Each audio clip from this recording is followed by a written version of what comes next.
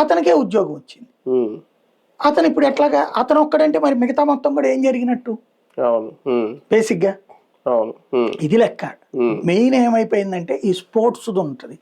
Sports లో as per norms అయితే ఏ స్థాయిలో ఆడి ఉండాలి అంటే స్టేట్ లెవెల్, నేషనల్ లెవెల్ ఆడినప్పుడు దానికి ఎంతని రేటింగ్స్ ఉంటాయి. అలా కాకుండా జట్టుతో సంబంధం లేకుండా అసోసియేషన్ల దగ్గర నుంచి సర్టిఫికేట్లు తీసేసుకుంటారు. ఇప్పుడు ఫర్ ఎగ్జాంపుల్ నేను కబడ్డీ ఆడాను.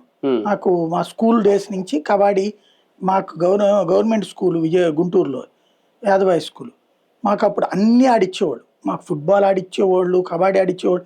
మేము కూడా కొత్తగా ఉంటుందని వేటికి అయ్యి ఆడుతూనే ఉండేవాళ్ళు.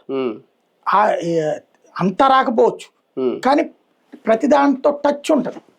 Shuttle badminton, ball badminton, kabaddi, ఒంగుళ్ళు దూకుల దగ్గర నుంచి ఖోఖో దగ్గర నుంచి ఆడంది ఏమీ లేదు, ప్రతిదీ ఆడాము. ఎక్స్పర్టైజేషన్ వచ్చింది 2-3 ఇట్లా, అందులో కబడ్డీ ఒకటి.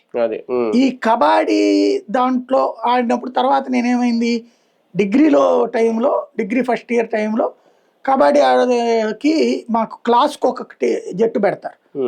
అప్పుడు మా క్లాస్ జట్టు తరపున నేను ఆడా. తర్వాత మేము ఫస్ట్ ఇయరే ఫైనల్ లెవెల్ అని కొట్టి ఫైనల్స్కి వెళ్ళాం. కాకపోతే